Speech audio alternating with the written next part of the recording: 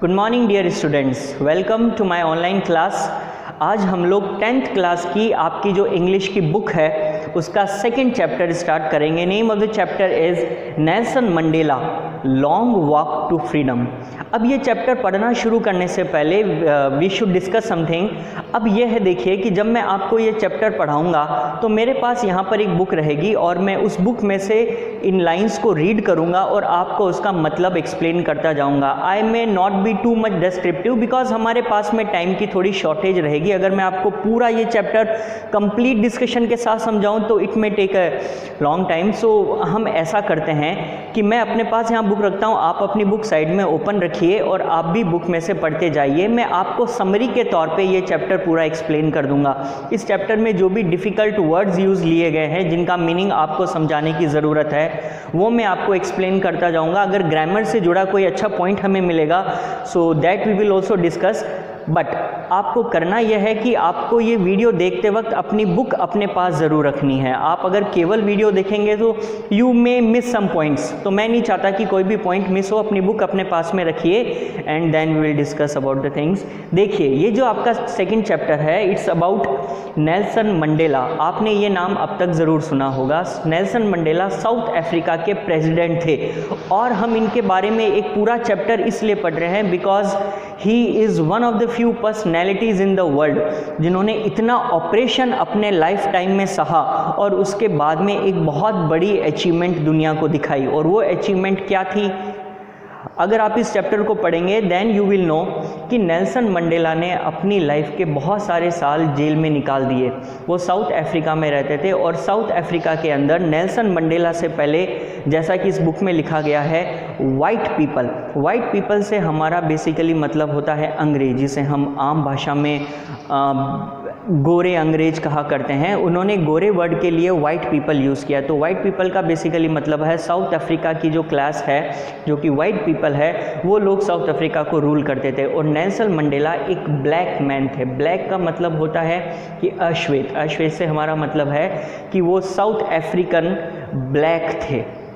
अब उन लोगों को अगर सुप्रीमेसी हासिल करनी है, अगर उन्हें अपनी कंट्री को रूल करना है तो वाइट पीपल कभी भी उन्हें रूल करने नहीं देंगे। ऐसे में नेल्सन मंडेला ने एक बहुत लंबी लड़ाई लड़ी और ये पूरा चैप्टर जिस थीम के ऊपर बेस्ड है उस थीम का नाम है अपार्थाइड।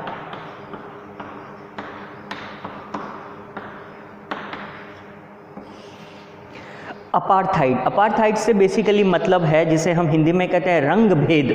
रंग भेद से मतलब है कि अक्सर कुछ ऐसे कंट्रीज़ होते हैं जिन कंट्रीज़ में एक पर्टिकुलर रेस यानी कि एक पर्टिकुलर जाति को हमेशा इन्फीरियर माना गया है, उनको हमेशा लोअर क्लास में समझा गया है। यही अपार्थाइड साउथ अफ्रीका में हमें देखने को मिला था। 1990s का जो डेकेड था उस डेकेड तक साउथ अफ्रीका के अंदर कंटिन्यू अपार्थाइड की सिचुएशन बनी हुई थी, जिसमें वहाँ के जो काले लोग थे, जो ब्लैक लोग थे, उन लोगों को हमेशा एक इन्फीरियर पोजीशन पे रखा गया। The word I am using is inferior. Inferior से मतलब होता है जब आप किसी को खुद से कम समझते हैं, आप ये मानते हैं कि हम सुप्रीम हैं, हम सुपर हैं और बाकी लोग हमसे नीची जाति के हैं, तब हम उन लोगों के लिए इन्फीरियर वर्ड यूज़ करते हैं। तो अपार्थाइड की सिचुएशन में जो वाइट पीपल थे वो रूल करते थे और वो ब्लैक लोगों को कभी भी सत्ता में आने नहीं देते थे। तो नेल्सन मंडेला ने इस अपार्थाइड की नीति के खिलाफ लड़ाई लड़ी। उन्होंने इस अपार्थाइड की जो पॉलिसी थी, इस ऑपरेशन को उन्होंने फाइट किया। तो अब मैं ये चैप्टर स्टार्ट करता हूँ। देखिए, इस चैप्टर की स्टार्टिंग में कहा गया है, ये वैसे नेल्सन मंडेला की ऑटोबायोग्राफी है, लॉन्ग वॉक टू फ्रीडम उनकी ऑटोबायोग्राफी है, उसका लिया गया ये एक सेक्शन यहाँ पर बताया गया है। तो देखिए, Mandela becomes south Africa's first black president. Nelson Mandela has become South Africa's first black president after more than 3 centuries of white rule। 3 centuries का मतलब है, एक सेंचुरी का मतलब हो गया 100 years। तो बेसिकली 300 years तक साउथ अफ्रीका में कंटिन्यू वाइट पीपल, जो वहाँ के वाइट रूलर्स थे, उन्होंने वहाँ पे राज किया। और कहा गया है mister Mandela's African National Congress, उन्होंने वहाँ पर एक पार्टी फॉर्म की थी जिसका नाम था African National Congress. Nelson Mandela की इस पार्टी ने 152 of the 400 seats in the first democratic elections of South Africa's history. 1994 के अंदर सबसे पहले डेमोक्रेटिक इलेक्शंस का रिजल्ट आया था। इससे पहले साउथ अफ्रीका में डेमोक्रेटिकली वहाँ की गवर्नमेंट को इलेक्ट नहीं किया जाता था, वहाँ पर हमेशा वाइट लोगों का रूल रहा है और उन्होंने कभी डेमोक्रेटिकली गवर्नमेंट को फॉर्म ही नहीं होने दिया। बट नेल्सन मंडेला की इस लड़ाई के बाद में फर्स्ट टाइम डेमोक्रेटिक तौर पर इलेक्शंस हुए और इस इलेक्शन के अंदर नेल्सन मंडेला की जो पार्टी थी अफ्रीकन नेशनल कांग्रेस, उसे मेजॉरिटी मिली। मेजॉरिटी मिलने का मतलब हुआ उसे बहुमत मिला and finally they formed there government. Last paragraph देखिए, इसमें आगे कहा गया है the inauguration ceremony took place in the Union buildings amphi theatre in Pretoria today. देखिए यहाँ पर एक वर्ड यूज़ किया गया एम्फी थिएटर। एम्फी थिएटर का मतलब होता है एक ओपन स्पेस। आमतौर पे जो थिएटर होते हैं जहाँ पर कोई प्ले किया जाता है उन थिएटर्स को ऊपर से कवर किया जाता है, वहाँ पर एक रूफ होती है। लेकिन एम्फी थिएटर एक ऐसी जगह होती है जहाँ पर सेंटर में एक स्टेज होता है राउंड और उसके ऊपर कोई भी रूफ नहीं होती और उस स्टेज के चारों ओर स्टेयर केसेस होती हैं, सीढ़ियाँ होती है और उन्हीं के ऊपर लोगों के लिए सिटिंग की फैसिलिटी की जाती है। तो बेसिकली सेंटर में एक स्टेज होता है और उस स्टेज के अक्रॉस चारों ओर वहाँ पर लोगों के बैठने के लिए सीट्स बनाई जाती है और ये सीट्स जो है थोड़ी सी नीचे से ऊपर की ओर बढ़ती हैं और इसके ऊपर कोई रूफ नहीं होती। इस प्लेस को एम्फी थिएटर कहते हैं। अक्सर आपने मूवीज़ में कई प्रकार की इंटरनेट वीडियोज़ में एम्फी थिएटर को देखा ही होगा।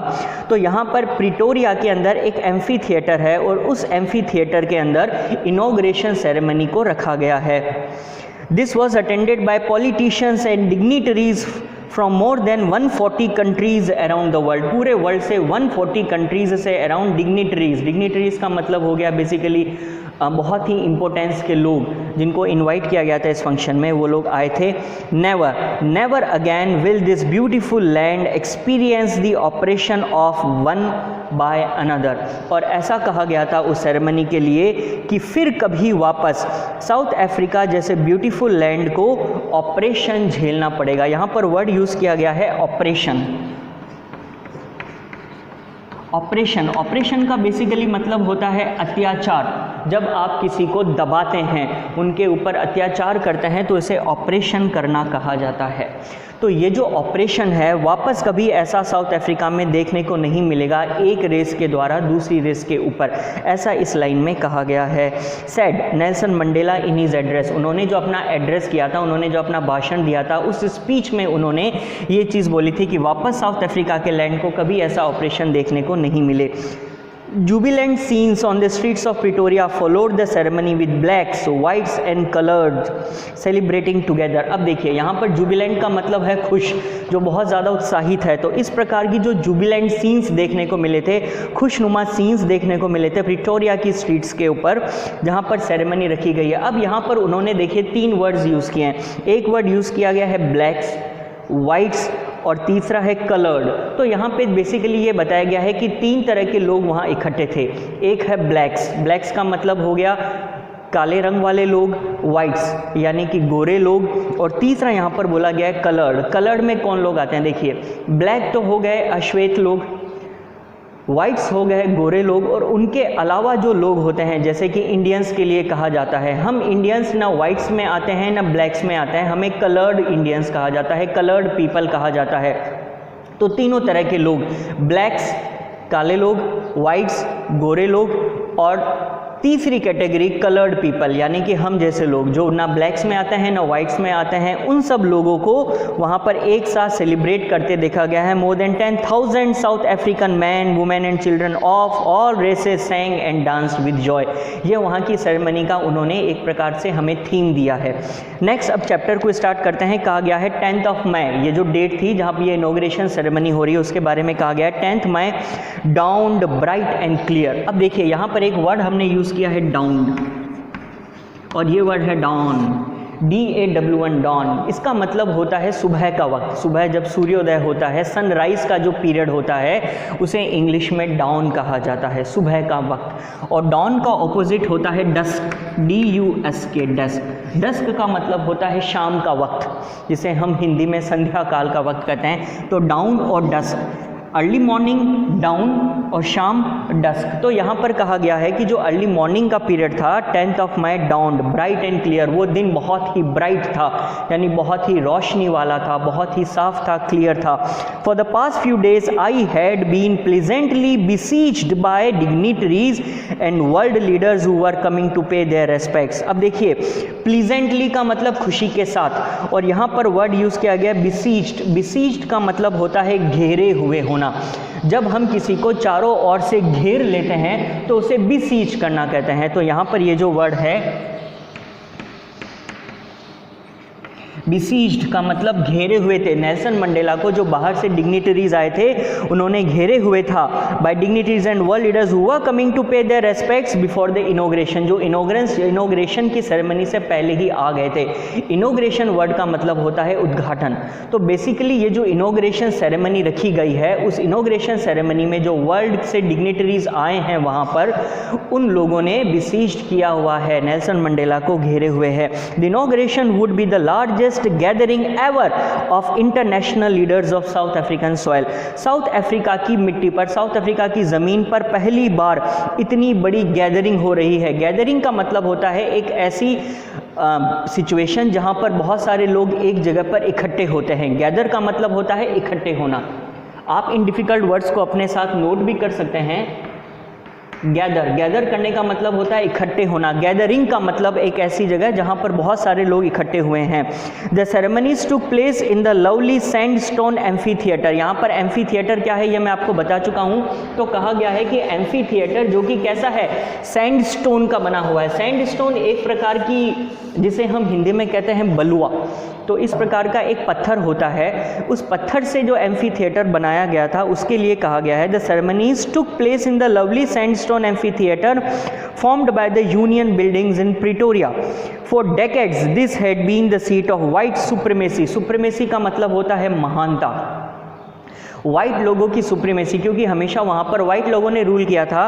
तो हमेशा से उस सैंडस्टोन के एम्फी थिएटर के अंदर क्या होता था, डेकेड्स तक ये वाइट सुप्रीमेसी की सीट रही है। वहाँ पर वाइट रूलर्स रहे हैं। And now it was the site of A rainbow gathering of different colours. हमेशा वहाँ पर वाइट सुप्रीमेसी रही है, लेकिन इस बार वहाँ की गैदरिंग कैसी हो गई है, रेनबो। रेनबो का मतलब होता है इंद्रधनुषीय, आप जानते हैं। तो यहाँ पर उस गैदरिंग को रेनबो इसलिए कहा गया है क्योंकि अब वहाँ पर सिर्फ वाइट कलर के लोग नहीं हैं, वहाँ पर वाइट है, ब्लैक है, दूसरे मिक्स्ड रेस के लोग हैं, और एक साथ इतने सारे लोगों के होने की वजह से अब वो गैदरिंग वाइट नहीं बल्कि कैसी हो गई है, रेनबो गैदरिंग। आगे देखिए क्या कहा गया है, rainbow gathering of different colours and Nations for the installation of south Africa's first democratic non racial government. पहली बार डेमोक्रेटिक इलेक्शंस के जरिए नेल्सन मंडेला को चुना गया है।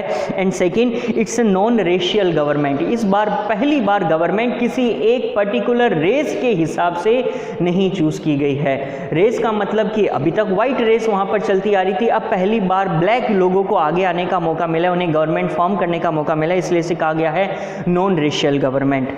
Next, on that lovely autumn day I was accompanied by my daughter Zinani on the podium.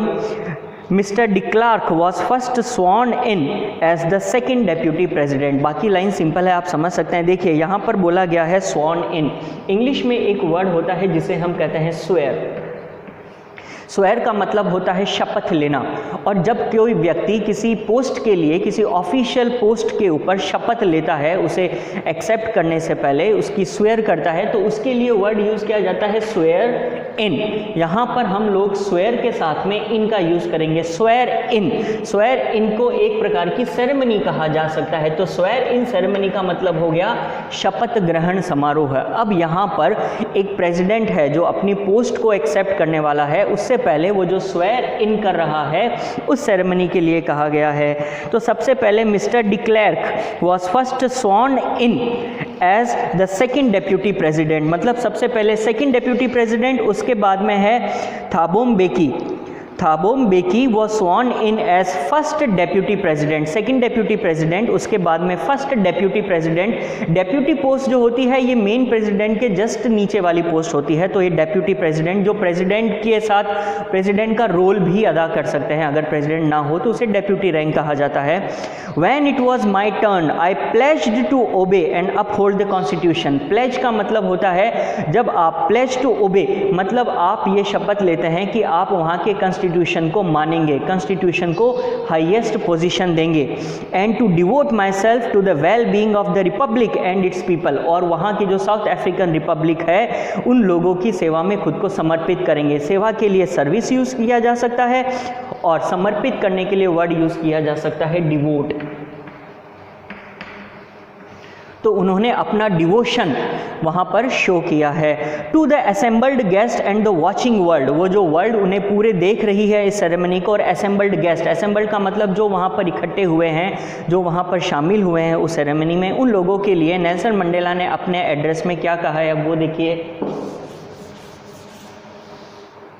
कहा गया है today all of us do by our presence here confer glory and hope to new born liberty.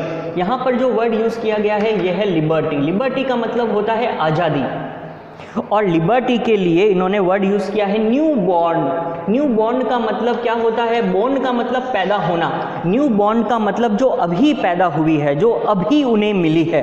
तो ये liberty पहले नहीं थी, अब ये लिबर्टी अब उन्हें मिली है, तो इसको कहा गया है न्यू बॉर्न लिबर्टी। मतलब जो लिबर्टी अभी पैदा हुई है उसके लिए कहा गया है। उसको confer glory and hope, confer का मतलब होता है प्रोवाइड करना, टू गिव, देना।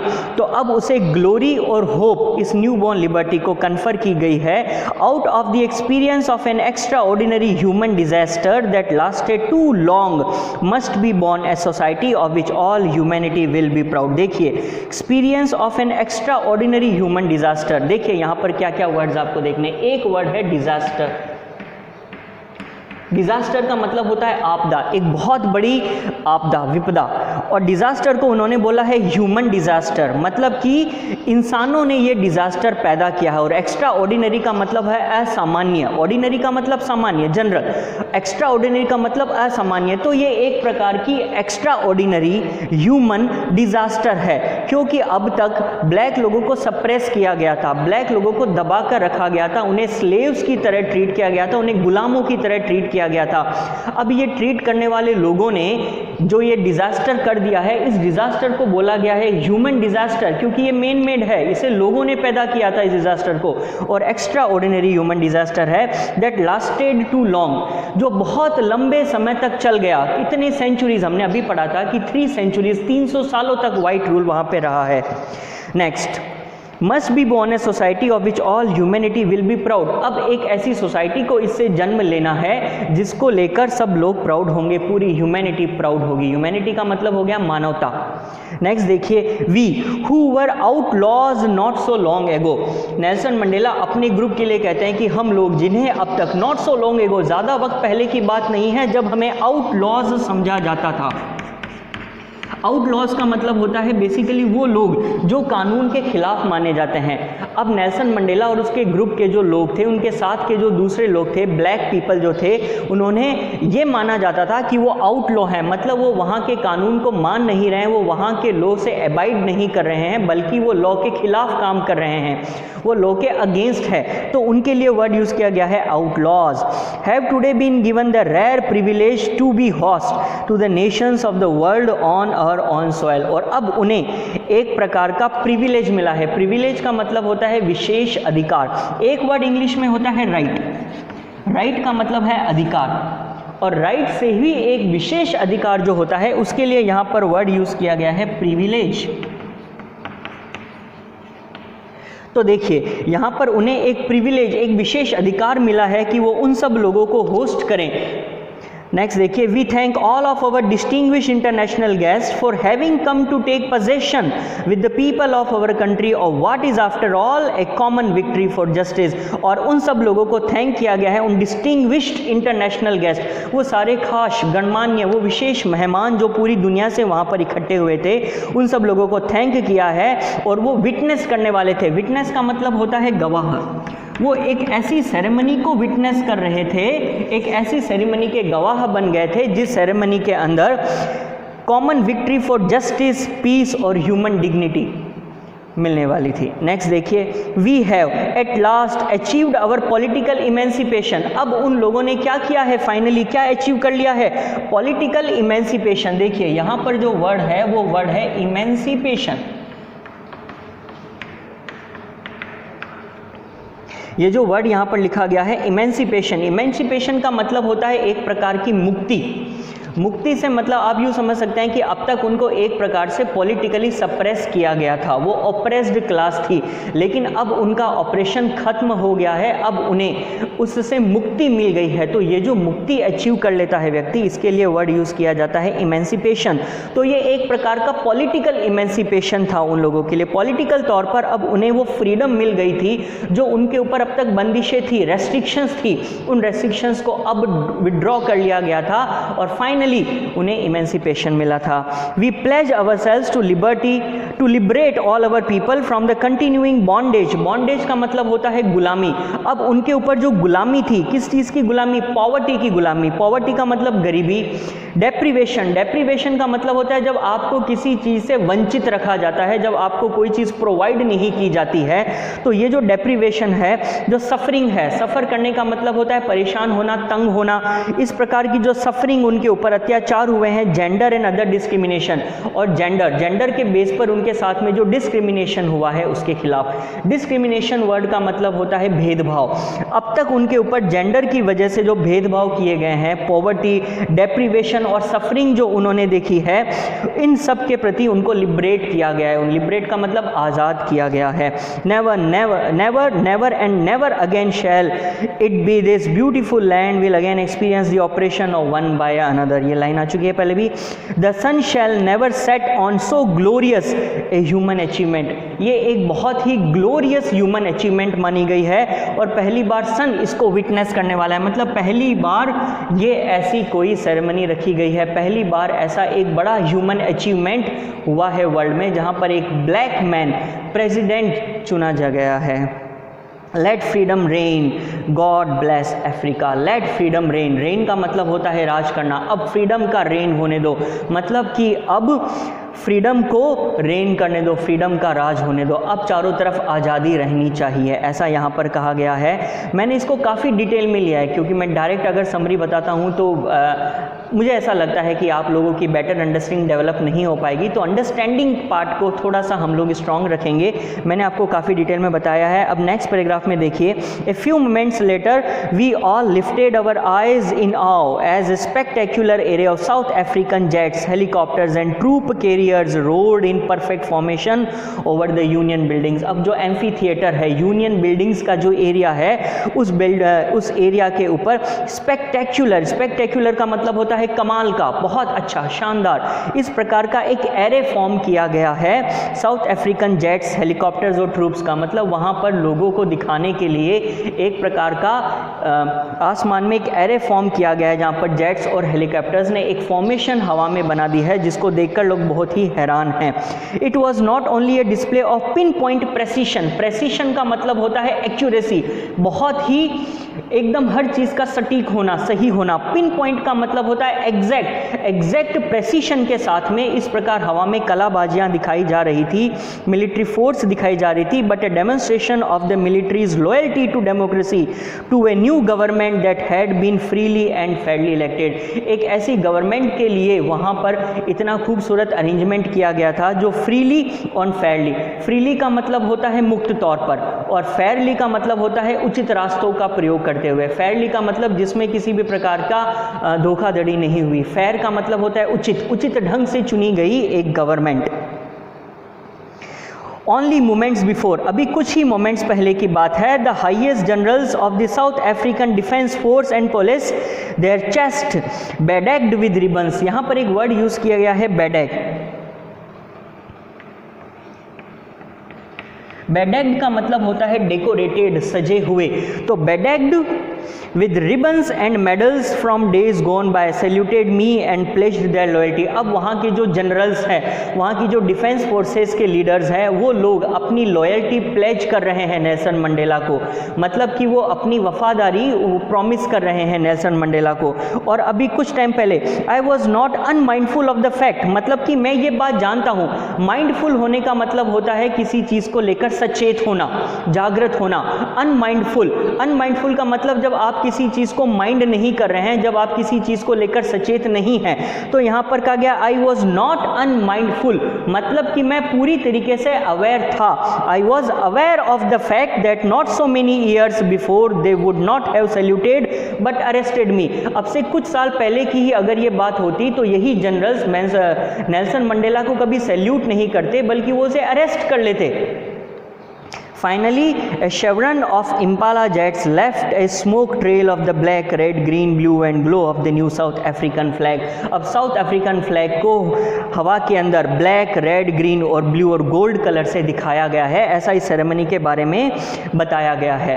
अब देखिए यहाँ पर ये जो पैराग्राफ है, इसमें अभी तक एक थीम सेट की गई है, एक प्रकार का आपके सामने पिक्टोरियल रिप्रेजेंटेशन सा दे दिया है इन्होंने कि किस प्रकार वो एक सेरेमनी वहाँ पर टेक प्लेस कर रही है, जहाँ पर नेल्सन मंडेला को जनरल्स आके मिल रहे हैं। वर्ल्ड के इतने सारे लीडर्स और डिग्नेटरीज वहाँ पर मौजूद है, और वहाँ पर जो जनरल्स है, वहाँ की डिफेंस फोर्सेस है साउथ अफ्रीका की, अब अपना लॉयल्टी प्लेज कर रही है मंडेला को।